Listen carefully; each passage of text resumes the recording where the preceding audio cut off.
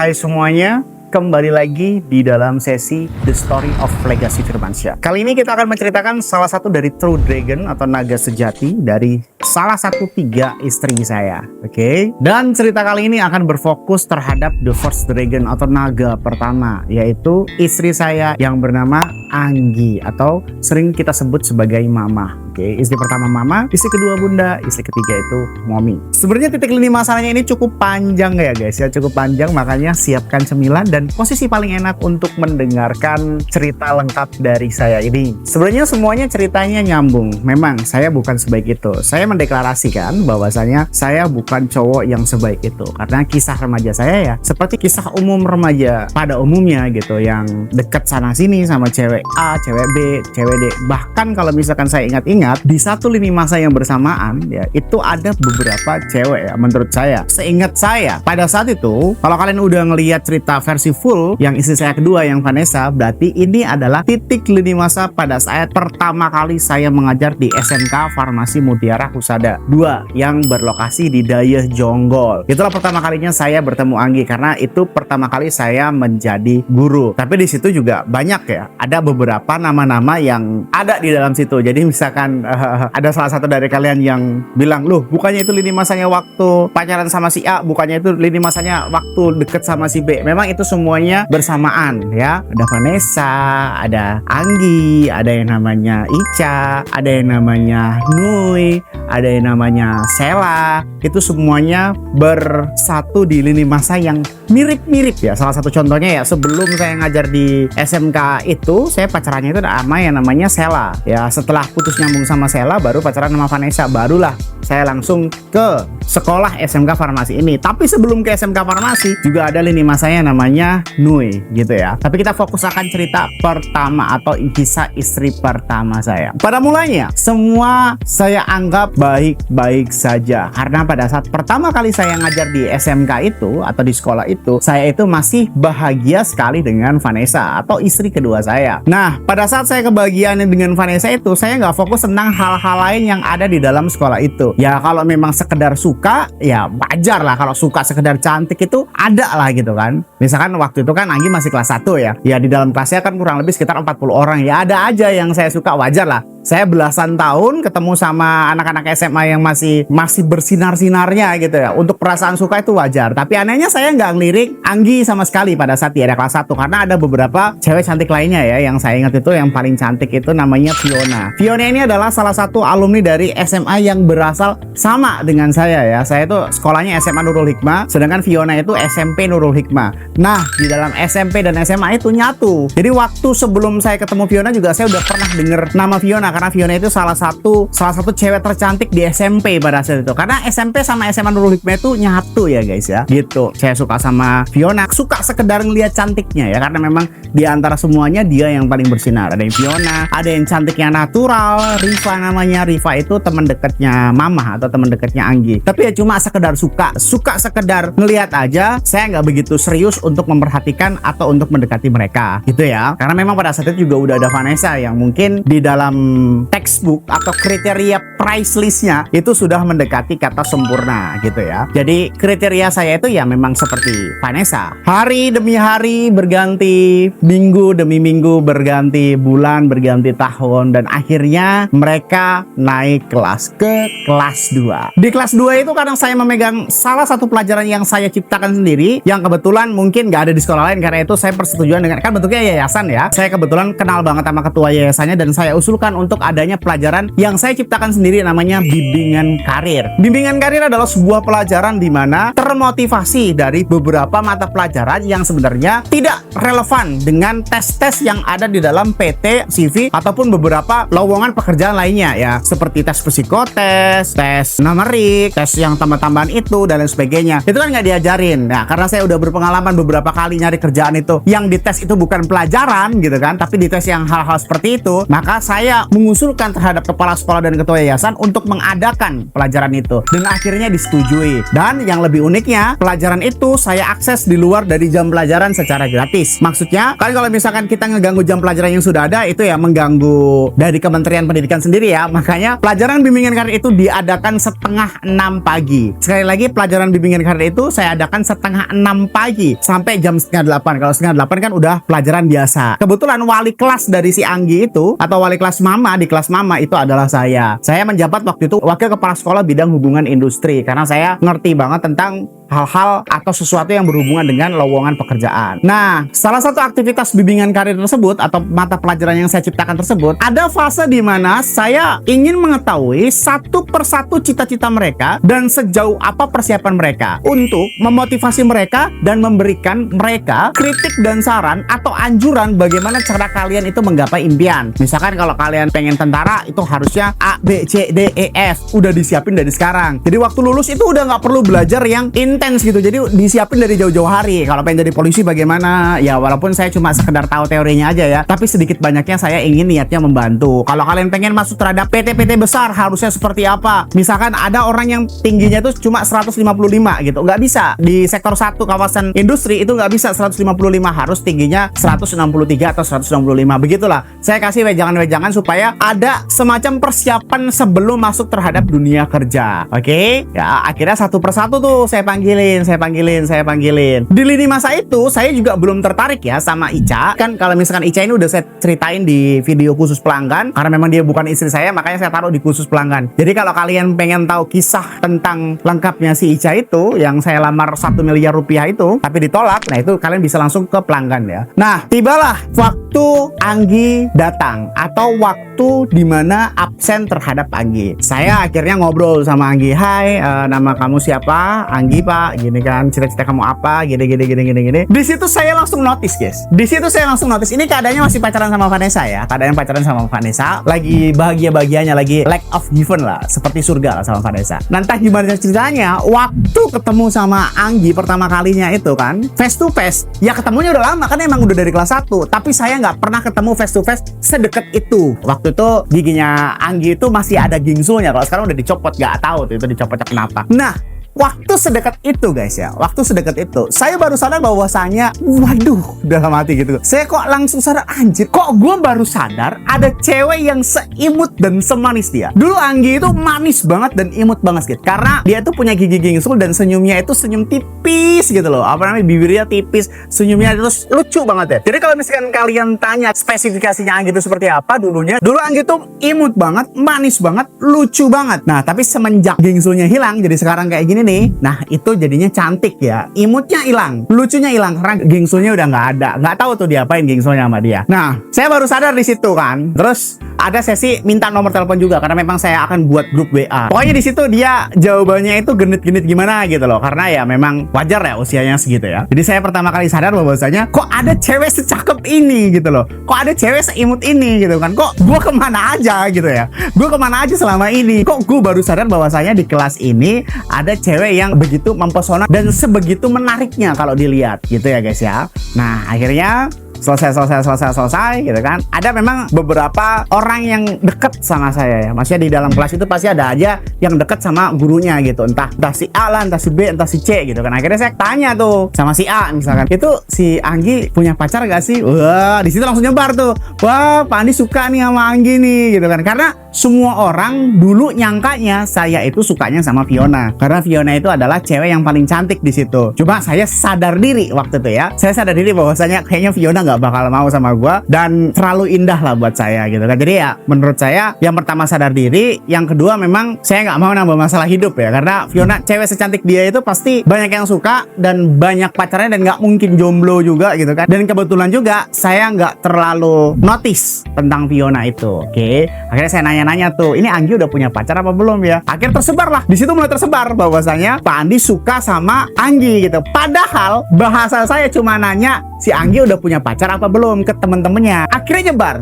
Nah, mulai dari situ ada semacam kayak barrier atau ada semacam kayak tembok tinggi yang seolah-olah dipasang sama Anggi. Nggak tahu itu gimana ceritanya. Padahal saya ngerasa nggak ngapa-ngapain, saya nggak ngegenitin dia, saya nggak ngechat dia begitu intens, saya nggak genit atau gimana, nggak. Hanya atas dasar itu saja dan gosip itu nyebar semuanya, si Anggi ini langsung memasang barrier atau tembok yang begitu sangat tinggi gitu loh. Maksudnya bagaimana? Dia langsung membatasi segala koneksi yang ada. Ya, sekali lagi, dia langsung membatasi segala koneksi yang ada. Baik secara verbal ataupun secara chat di media sosial. Kalau saya chat, contohnya saya chat tentang masalah sekolah, sama dia langsung fast respon. Tapi kalau saya chat tentang sesuatu yang di luar ranah sekolah, contoh kecilnya kayak, kamu lagi ngapain?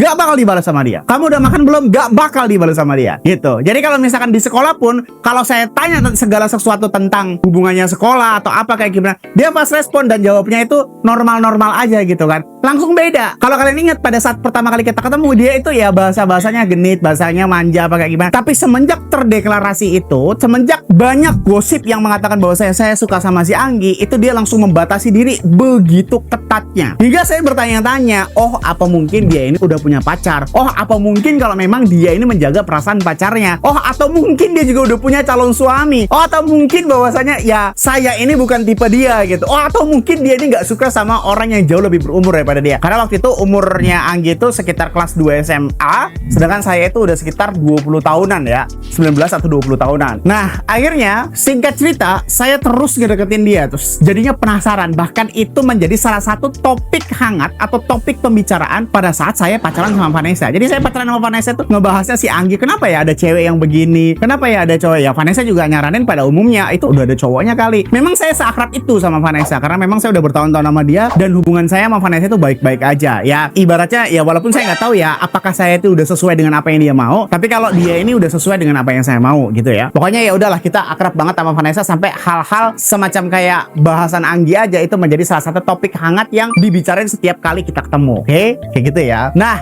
sampai ada momen yang bener-bener kayak saya waktu itu sedikit marah ya. Sedikit marah sama Anggi karena menurut saya waktu itu keterlaluan Anggi. Ada satu masa di mana itu SMK atau sekolah itu mengadakan renang. Renang lagi salah satu waterpark di sini, Citra Indah namanya ya. Waktu renang tersebut, saya memang sengaja ikut untuk melihat sekaligus memang saya wali kelasnya ya. Karena memang saya bukan guru penjas ya. Saya cuma ikut mengawasi saja. Barangkali butuh bantuan saya apa kayak gimana gitu kan. Terus ada di fase setelah tes renangnya dan sebagainya, itu fase istirahat kan ada kan. Saya iseng-iseng lah ngedeketin Anggi. Saya tanya, Anggi udah makan apa belum? Kayak gitu. Belum pak. Ada teman-temannya kurang lebih sekitar 3 orang ya. 3 orang atau 4 orang gitu. Jadi ada satu meja yang ada payungnya, di situ terhuni oleh 4 orang termasuk Anggi atau 5 orang termasuk Anggi. Ya kita anggap aja 5 orang ya. Jadi 4 orang temennya, 1 orang Anggi. Oke? Anggi ini nggak jawab, cuma senyum-senyum aja kayak gitu kan. Kalau nggak salah inget ya, entah Angginya yang ngomong, entah temennya yang ngomong, saya nggak tahu juga ya. Nanti kalian klarifikasi aja lah ke Anggi ya. Kalian tanya, entah Angginya yang ngomong, entah temennya yang ngomong. Waktu saya nanya, udah makan apa belum? Ada semacam kayak celutukan kayak gitu. Nawarin apa membeli ini pak? Oh ya udah, kalau memang Anggi mau makan, ya udah pesen aja makanannya, nanti saya yang bayar gitu. Nah entah gimana ceritanya ya. Saya juga lupa ingat. Kalian bisa langsung klarifikasi ke Anggi juga. Ada celutukan juga. Masa Anggi doang sih pak yang ditawarin, kita-kitanya enggak nih kayak gitu. Nah, kalau nggak salah ingat juga, Anggi ini ngomong, ya udah, saya mau pesan makanan kalau teman-teman saya makan juga. Kalau nggak salah kayak gitu. Saya lupa ingat pada saat itu. Ya udah, akhirnya saya iyakan semuanya. Ya udah, semuanya pesan aja. Yang ada di dalam bangku itu ya 5 orang itu, semuanya pesan aja. Selesai. Harusnya saya nggak duduk di situ, saya nggak ngajak ngobrol Anggi, nggak apa-apa, karena memang saya ngelihat Anggi tuh kayaknya risih gitu deket saya gitu. Jadi saya ngerasa nggak enak dan ya udahlah. Akhirnya mereka semuanya pesen. Semua pesen. Kurang lebih sekitar 30 menit atau 1 jam setelah mereka mesen dan hampir semuanya itu udah selesai makan, ya tinggal sisa-sisanya aja. Saya samperin lah, gimana makanannya enak? Dan tahu plot twistnya apa? Makanan Anggi itu masih utuh dan tidak disentuh sama sekali. Awalnya saya bingung dong, kenapa loh? Anggi kok nggak makan, yang lainnya udah makan apa kayak gimana gitu. Terus Anggi ngucap nggak tahu bercanda atau kayak gimana gitu kan ya. Anggi ngucap kayak gini, nggak apa, takut dipelet, kata mama saya kalau dikasih cowok makan nggak boleh langsung dimakan, takutnya dikasih jambe-jambe kayak gimana. Di situ semuanya langsung ketawa. Saya juga refleks ketawa gitu kan. Semua orang ketawa, teman-temannya ketawa, juga saya ketawa. Gimana logika sukanya Anggi saya yang melet atau ngejampe-jampein kamu, sedangkan yang mesen makanan kamu, yang jualannya bukan saya, yang nganterin juga bukan saya. Gimana logika kamu? Tapi saya di situ sambil ketawa, tapi sambil kayak dek gitu loh, kayak keterlaluan banget sih. Oke, akhirnya di situ saya nggak begitu mikirin itu, saya langsung pergi gitu kan. Tapi teman-temannya sadar bahwasanya si Anggi ini keterlaluan sama saya. Terlepas dari saya suka sama dia, terlepas dari saya beneran naksir sama dia atau enggak, harusnya menghargai pemberian guru. Jadi konteksnya udah beda ya. Kalau memang pada awalnya nggak mau makan, harusnya nggak pesen. Jadi banyak sekali hal negatif yang dibicarain efek dari Anggi nggak makan tersebut ya. Entah itu mubazir lah, nggak enak sama Pak Andi lah, dan sepertinya 4 orang temennya itu memprovokasi Anggi bahwasanya lu parah banget gitu, lu nggak ngargain guru gitu kan. Kalau dari awal kayak begitu, ngapain lu pesen ya? Bilang aja enggak Pak, udah makan atau kayak gimana. Kayak gitu jadi nggak enak kita. Akhirnya berkat dari provokasi mereka kayak gitu, entah si Anggi ini ngerasa nggak enak apa kayak gimana, di suatu malam dia ngechat lah. Intinya si Anggi ini minta maaf ke saya bahwasanya misalkan ada yang nyinggung perasaan saya atau kayak gimana gitu. Ya sebenarnya itu masalah si makanan itu tadi sih. Memang saya di situ sedikit rada-rada kesel gitu, rada gimana, bukan tentang makanannya gitu. Ya kalau memang lu nggak mau, ngapain mesen kayak gitu tuh. Itu awal muasal si Anggi ini kayak ngerasa bersalah. Nah dari situ nih si Anggi ini mulai ngerespon. Mulai kalau saya bilang lagi ngapain, dia jawab lagi ini, dia jawab lagi itu. Nah karena dia lagi ngerespon, itu kejadiannya cuma 2 hari dari dia minta maaf. Habis itu tiba-tiba terbesit pikiran saya, ya mumpung dia lagi respon, ya udah kenapa nggak sekalian aja. Saya akhirnya ngeberanin diri untuk ngajakin nonton. Langsung saya ajakin, Anggi kalau besok nonton mau nggak gitu kan. Dan plot twistnya, kalau kalian ingat bahwasanya selama berbulan-bulan dia itu seolah mendeklarasikan atau memasang barrier atau tembok panjang atau tembok besar, pokoknya segala sesuatu tentang Andi Firmansyah atau segala sesuatu tentang saya itu langsung di blacklist sama dia. Ada apa-apa langsung ngejauh dari saya. Ada obrolan apapun, kalau udah ngobrolnya aneh-aneh langsung ngejauh, langsung nge-cut, dan apapun itu. Tiba-tiba di malam itu setelah beberapa bulan dia memasang barrier yang begitu besar, entah karena dia rasa bersalah karena gara-gara nasi goreng itu tadi, karena dia mesennya nasi goreng ya, dia tiba-tiba ngeiyain, oh ya udah kalau memang bapak mau nggak apa-apa besok kita nonton. Di situ saya senangnya minta ampun, sampai saya juga ngomong sama Vanessa, kan saya manggilnya waktu itu ke Vanessa itu babe ya, babe si Anggi mau nih diajak nonton nih kayak gitu. Dan di situ emang gue ngerasa gue jahat banget, gila, gue jahat banget. Tuh bayangin pacar lo pamit nonton sama orang lain, itu gimana seseknya kayak gitu kan. Karena pada saat itu saya masih gimana sih, kalau kalian inget lini masanya Vanessa, kalau kalian inget cerita lengkapnya Vanessa, di situ saya itu udah lack of heaven, seperti surga, saking seperti surganya seolah-olah merindukan beberapa variasi warna yang lain di dalam hidup gitu guys ya. Akhirnya saya nonton lah sama Anggi ya, nonton sama Anggi, di situ ngobrol panjang, ngobrol. Oke, lalu setelah pulang nonton, besoknya nggak make basa-basi, saya langsung tembak si Anggi ya, tembak ya, pokoknya nyatain cinta, mau nggak jadi pacar apa kayak gimana. Si Anggi ini jawabnya nggak jelas pada saat itu ya, pada saat saya nembak itu jawabnya nggak jelas. Saya juga nggak tahu itu dia diterima atau enggak, saya nggak tahu tuh ya, pokoknya intinya saya nggak tahu ini diterima atau enggak tahu, pokoknya dia jawabnya nggak jelas lah. Nah setelah ketidakjelasan itu, saya ya mencoba untuk merelaksasi diri ya, apa ini gue terlalu cepat apa kayak gimana. Kebetulan di dalam minggu ini itu ada kemah ya, dan ini beberapa foto kemahnya ya. Ada kemah di salah satu tempat yang namanya Rawa Gede waktu itu ya. Rawa Gede itu semacam kayak danau, terus di sebelah-sebelahnya itu banyak hamparan-hamparan luas yang cukup enak atau cukup strategis buat acara-acara seperti itu ya guys. Acaranya semuanya normal, mulai dari pembukaan sampai penutupan itu normal gitu kan. Hingga di satu lini masa ada fase kebetulan di mana dia itu lagi main sama teman-temannya, lagi foto-foto, terus saya ikutan gitu kan, ikutan dong. Tiba-tiba Angginya ngerespon, nggak apa-apa, kita foto-foto bareng. Foto-fotonya cukup intens lah, cukup dekat selayak-layaknya orang-orang ini mendeskripsikan bahwasanya pasti ada hubungan spesial kalau foto-foto seperti ini. Foto-fotonya biasa aja sih kayak begini, cuma entah kenapa kayak saya ngerasa spesial karena Anggi itu tadi, kalau kalian ingat, bahwa saya memasang barrier yang begitu besar. Nah setelah pulang dari situ kita makin dekat. Nah saya memperjelas tuh saya memperjelas, kita ini pacaran atau enggak gitu kan. Pokoknya basa-basi deh waktu itu tuh ngalor ngidul. Si Anggi tuh ngomongnya A, B, C, D, E, F, G, H, I, J sampai Z. Intinya pokoknya semuanya saya balikin, intinya kita jadian apa enggak, intinya kita jadian apa enggak. Akhirnya nggak tahu tuh itu karena Anggi masih punya pacar atau kayak gimana. Pokoknya waktu itu susah banget dia itu ngomong iya kita jadian, iya lo pacar gue, iya kamu pacar aku, iya pokoknya kayak gitu tuh susah banget. Udah akhirnya dia tuh ngedeklarasiin iya kita pacaran, kamu pacar aku. Nah disitulah masuk terhadap lini masa yang cerita Vanessa itu. Bisa kalian lihat secara lengkap di cerita Vanessa yang waktu saya bilang bahwasanya saya ngajak ketemuan Vanessa, terus saya bilang kita udah jadian, saya sama Anggi maksudnya, dan kita udahan. Akhirnya pada saat udah jadian fix sama Anggi, saya mutusin Vanessa. Oke,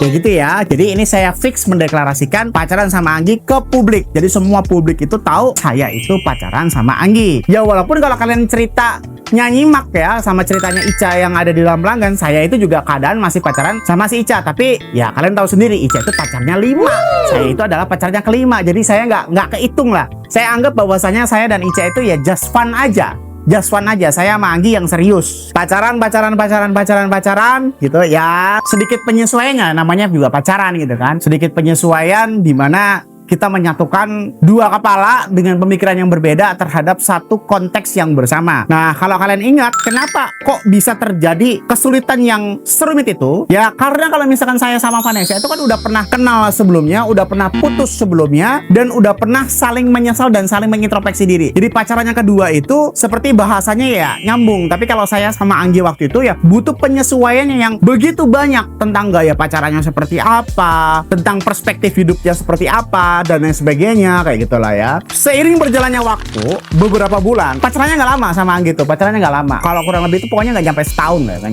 pacarannya nggak lama. Kurang lebih berjalan beberapa bulan ya, saya pacaran normal ya, normal pacaran sama Anggi ya, normal seperti orang pada umumnya pacarnya gitu ya. Di waktu yang bersamaan itu saya sedang merintis salah satu perusahaan saya yang berdiri sampai sekarang ini dengan beberapa teman saya yang notabene di situ saya salah satu anggota yang cukup muda. Memang ada anggota yang muda lagi sih dari saya. Kalau nggak salah itu 7 orang, satu orang itu umur sekitar 40 tahun, satu orang lagi itu umur 35 tahun, satu orang lagi itu umur 30 tahun, satu orang lagi umur 20 tahun, satu orang lagi umur 18 tahun, satu orang lagi umur 25 tahun, dan saya sekitar 21 tahun atau 20 tahun gitu. Memang saya nggak yang paling muda, tapi saya juga bisa dibilang yang paling muda, dan entah kenapa saya di situ sedikit nafsu untuk menjadi direktur utama. Alias kan kita bikin perusahaan alias PT ya, perseroan terbatas. Di situ ada direktur utama, ada wakil direktur, ada vice direktur, ada bla bla bla, ada komisaris dan sebagainya. Entah kenapa saya yang paling nafsu untuk menjadi direktur utama. Saya nggak tahu ya pemikiran 7 orang tadi itu seperti apa. Entah kenapa ya nggak iyain aja. Ada celtukan pada saat itu ya. Ada semacam kayak celtukan yang nyambung terhadap sebuah peribahasa gitu lah. Kalau kamu ingin memimpin sesuatu yang lebih besar, harusnya kamu juga sudah pernah memimpin sesuatu yang sangat sederhana atau level pertama pemimpin dalam hidup, yaitu menikah gitu ya. Jadi intinya kalau lu mau jadi direktur utama ya minimal lu harus punya istri. Jadi ada semacam seperti relevansi antara lu udah punya istri sama lu jadi direktur. Kalau lu jadi direktur di usia yang sangat muda dan belum punya istri, lu nggak akan pernah paham tentang perbedaan masalah rumah, karena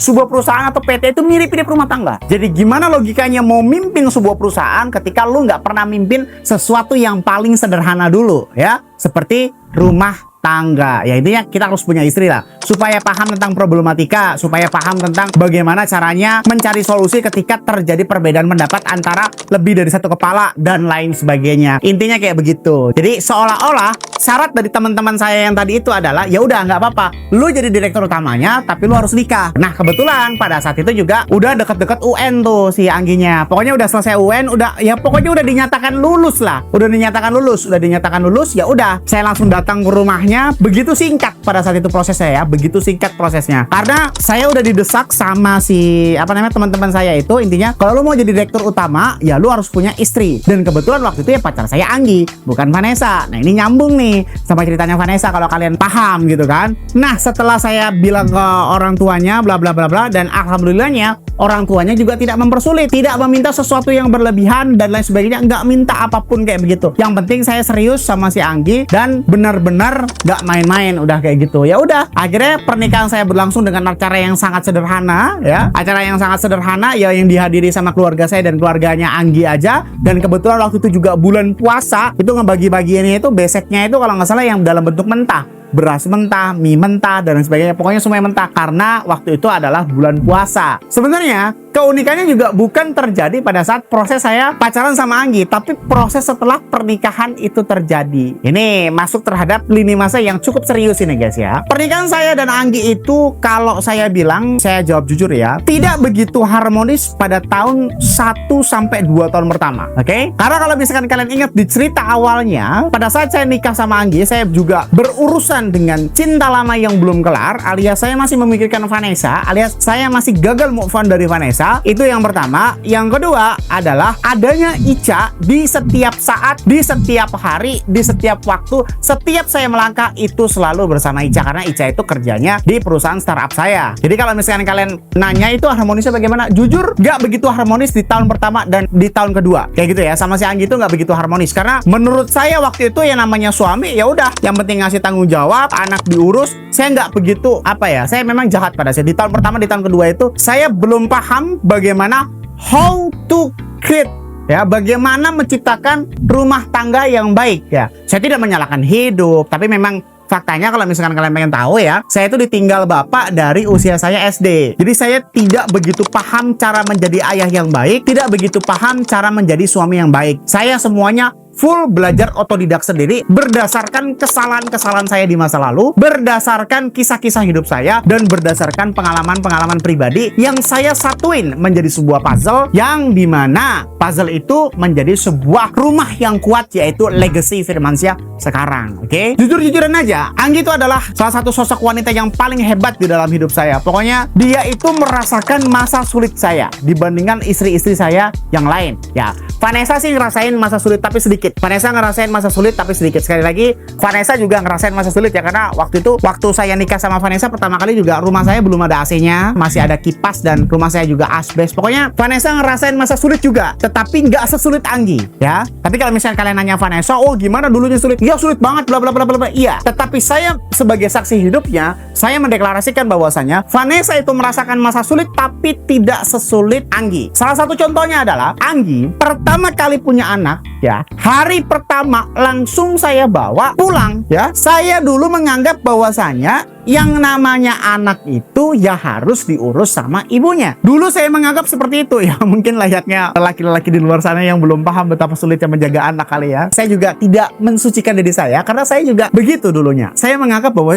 yang namanya anak itu ya harus dirawat sama ibunya. Saya begitu karena tidak paham betapa sulitnya ngejagain anak, betapa sulitnya mempercantik diri kalau udah punya anak, betapa sulitnya menjalankan aktivitas kalau sama anak ya. Contoh kecilnya aja, yang namanya anak bayi kan susah tidur, susah bersih-bersih, ditinggal dikit nangis ya, ke kamar mandi juga gelisah dan sebagainya. Saya juga bingung itu gimana dulu caranya Anggi. Kalau Vanessa itu anak pertamanya itu udah dirawat langsung sama neneknya, karena saya udah sedikit banyaknya paham tentang bagaimana cara menjadi suami yang baik gitu, dengan mempertahankan kecantikan istrinya dan ngurusin anak juga gitu ya. Jadi keunikannya itu bukan hanya di kisah pacarannya aja, tapi ya waktu pernikahan itu tadi. Nah, setelah anak saya lahir itu tetap aja saya masih error pada saat itu. Saya masih fokus sama Ica, saya masih fokus sama Vanessa gitu kan. Pada saat anak saya usia sekian bulan juga ya, itu kan saya juga nikah sama Vanessa ya, nikah sama Vanessa. Kalian bisa lihat, cek videonya yang fullnya. Nah, setelah nikah sama Vanessa, titik sadar saya itu, seingat saya ya,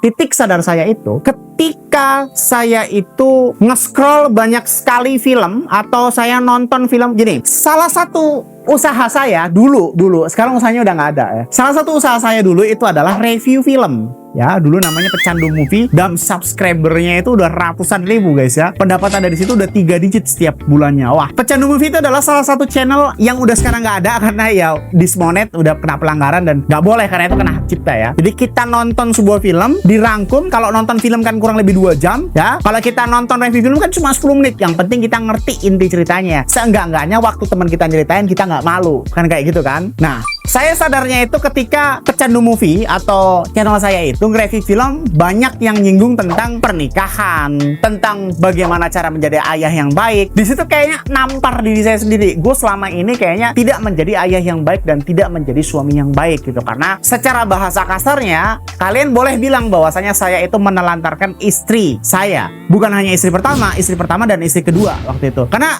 entah kenapa ya menurut saya belum layak aja saya mempunyai 2 istri pada saat itu. Jadi waktu poligami yang pertama itu saya belum bisa dibilang enak sama istri ya. Kalau sekarang semuanya saya perhatikan. Tapi dari kesalahan tersebut kalian boleh menjustifikasi saya, tetapi saya mohon untuk melihat cerita ini sampai akhir. Tetapi lelaki yang baik menurut perspektif saya adalah lelaki yang berani mengakui kesalahannya. Saya mengaku salah. Saya tidak benar menjadi suami dan saya tidak benar menjadi ayah pada saat itu. Ya walaupun anak saya belum ngerti ya, baru umur beberapa bulan saja. Tapi kalau sekarang saya benar-benar sadar. Lelaki sejati itu yang pertama tidak malu mengakui kesalahannya. Yang kedua adalah mau memperbaiki diri. Kalau sekarang semuanya itu saya perhatikan. Mulai dari adanya asisten rumah tangga, adanya baby sister, adanya tukang bersih-bersih, adanya satpam, adanya security dan lain sebagainya, itu semuanya saya perhatikan. Jadi, luka dari istri saya, terima kasih istri saya yang pertama, kamu adalah wanita yang